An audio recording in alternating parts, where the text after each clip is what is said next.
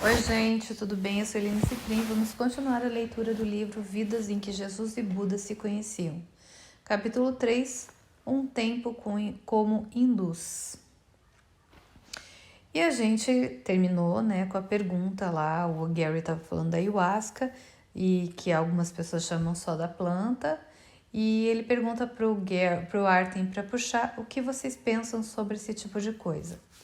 E o Arten responde: Gary, na final das contas, é preciso lembrar que, embora as pessoas possam relatar experiências benéficas ao tomarem ayahuasca, ainda estamos falando sobre uma droga, um alucinógeno.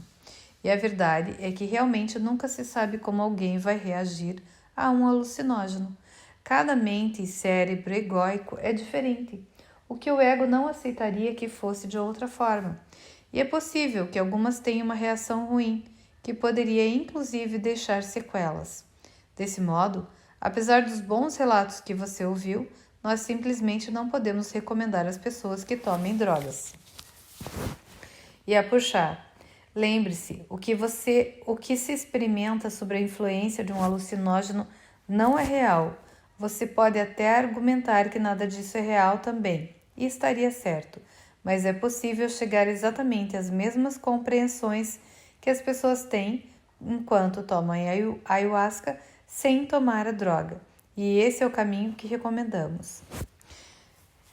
Arten, nossos amigos realmente tiveram algumas revelações naquela noite. No caso de Harish, foi a respeito do quão profundamente ele amava seus pais, que era algo que ele tinha esquecido e não tinha sentido por um longo tempo. E Padmaj lembrou-se de Lao Tzu e de repente ficou totalmente consciente do que tinha aprendido com ele. De manhã, ambos sentiram um desejo renovado de seguir em frente e encontrar a completude que vinham buscando. Era bom beber o néctar amargo da planta, mas isso não lhes parecia uma forma adequada de vida. Aquele a quem as pessoas de lá viam como alguém santo queria que eles ficassem.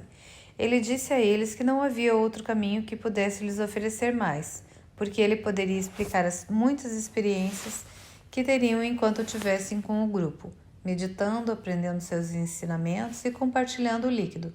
Mas eles sentiam que aquele não era o lugar no qual deveriam permanecer e partiram, apesar de alguns olhares ameaçadores de certos membros do grupo. Depois de algumas semanas de caminhada, Harish e Padmaj encontraram aquele que estavam procurando. Eles se aproximaram do que não tinha nome e se apresentaram. E o Gary, certo, para que eu não me perca, B e J estavam em estado de dualismo como shintoístas, de dualismo, embora pudéssemos chamá-lo de um estado avançado de dualismo, mais ou menos como o semidualismo, porque eles não acreditavam tanto no sonho quanto os outros, mas ainda era dualismo, no sentido de que era real para eles, especialmente a questão de reencarnação e o respeito que tinham pelos seus antepassados, que eram grande parte dessa cultura. E se alguma coisa for real, significa que existe algo do lado de fora, portanto, que existe um sujeito e um objeto, algo além de você, sobre o qual estar consciente que não é a unicidade do não dualismo. Com Lao Tzu, embora ele ensinasse o não dualismo, a experiência de J e B naquela vida também foi como o que chamaríamos de semidualismo, porque a resistência ao mundo que estavam aprendendo como as setas ainda o estava tornando real para eles em suas mentes e, portanto, na experiência deles. Agora, já que você está falando sobre um professor sem nome, suspeito que nossos amigos estavam se movendo na direção não apenas de uma teoria dizendo que nada na ilusão é real, mas também de algo que eles realmente pudessem sentir. E a puxar.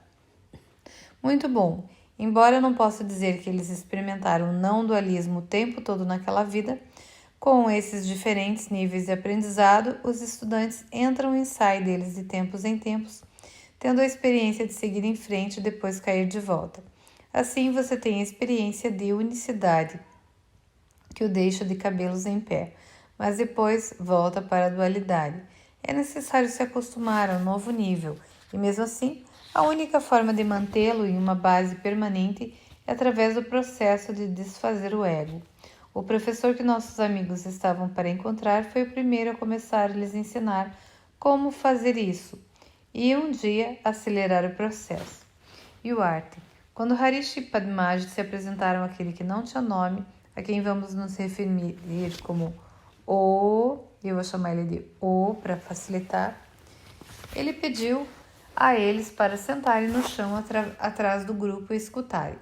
Ele disse que poderiam decidir por eles mesmos se o que estava ensinando era bom para eles e poderiam ficar livres para partirem quando desejassem.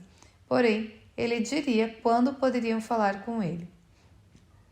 Passaram-se 3 meses antes de lhes mandar uma mensagem para virem se encontrar com ele. Nesse meio tempo, enquanto eram parte do grupo, tinha lhes ensinado muito. Explicou como os corpos mais importantes na história que eles pensavam ser em suas vidas eram completamente irreais. Ele disse que seus pais nunca estiveram lá realmente. Eram falsas imagens que o ego tinha criado para atraí-los para a ilusão da multiplicidade. Falou que eles, assim como seus pais, também nunca tinham nascido verdadeiramente. Não existiam, tudo foi inventado. O físico não era verdadeiro. Era tudo uma mentira, e suas vidas eram uma mentira. E se tivessem filhos, isso também seria uma mentira, porque tudo o que viam como tendo uma forma não era verdadeiro. Ele pediu que eles fizessem uma visualização na qual flutuavam acima da terra e depois vissem todos os corpos da humanidade abaixo deles. Foram instruídos a ver parte daquela massa de pessoas desaparecendo, já que dezenas de milhares de pessoas morrem todos os dias, para serem substituídas por mais corpos que sonhavam estar nascendo, enquanto nada disso era real. Os corpos eram apenas véus e não algo a ser valorizado. E o Gary. Isso me lembra de algo que é dito no curso sobre a morte. O que parece morrer foi apenas percebido equivocadamente e levado à ilusão. E o Arthur. Sim, e nossos 2 amigos estavam tendo algumas experiências de não dualismo. Quando ficou engraçado esse né? Quando falou com eles em particular, ele disse que estava na hora deles praticarem um certo tipo de disciplina mental para pensarem consistentemente de acordo com as linhas que ele vinha ensinando. Disse a eles para praticarem todos os dias, pensando nas pessoas não como corpos que viam, que eram apenas falsas imagens, mas como a unicidade que estava além do véu. Quando Harish e Padmaj se viam tornando qualquer coisa do mundo real em suas mentes, ele os advertia a pararem com isso e, de forma contrária, pensarem em tudo, não apenas corpos humanos, mas qualquer coisa, como sendo um fino véu encobrindo a unicidade de Brahma. Puxar. Até esse sono não é real, gente. E a puxar. Se as pessoas fizessem algo de que eles não gostavam, dizia para perdoá-las em suas mentes. Não porque aquelas pessoas tivessem realmente feito algo, mas porque elas na verdade não tinham feito nada. E o Arthur, como você pode ver, essa foi a introdução deles a um certo tipo de perdão, e inclui um importante elemento do tipo avançado de perdão que eles aprenderiam depois.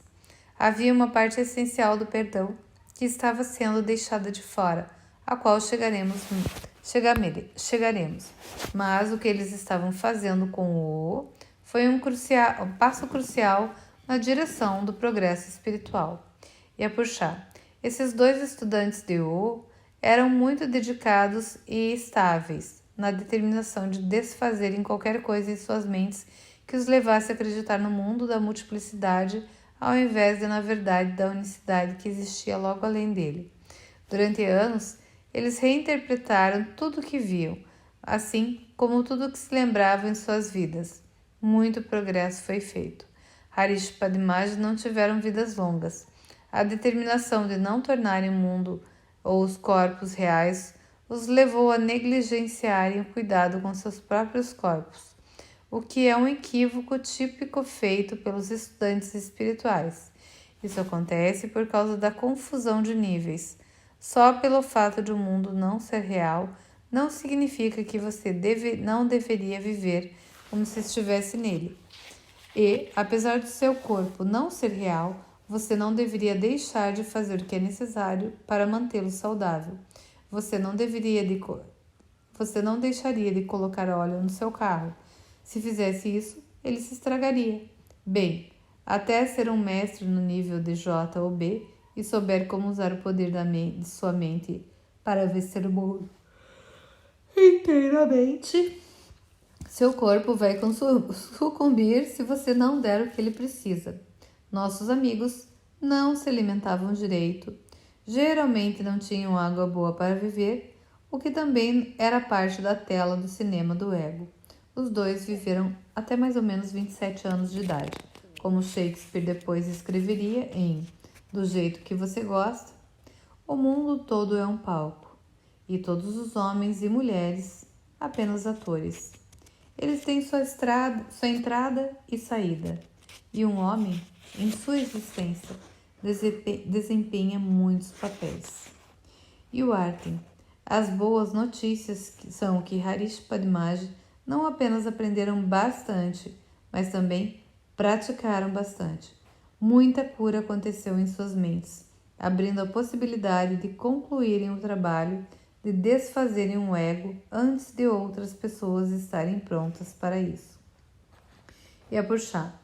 Na próxima vez que viermos, vamos contar mais sobre a diferença entre a filosofia, que pode ser boa, e a prática mental da filosofia, que é essencial. Continue perdoando, voltaremos logo. Fiquei feliz de ouvir sobre Harish Padmaji e me identifiquei com eles em suas breves, mas importantes vidas. Eu mal podia esperar para ouvir mais sobre J e B. Senti-me encorajado, sabendo que seus exemplos poderiam ajudar a todos nós a seguirmos a liderança deles. E a gente termina aqui o capítulo 3. E realmente, né, gente? Eles são nossos líderes. Eles são um exemplo pra gente, que a gente realmente possa seguir.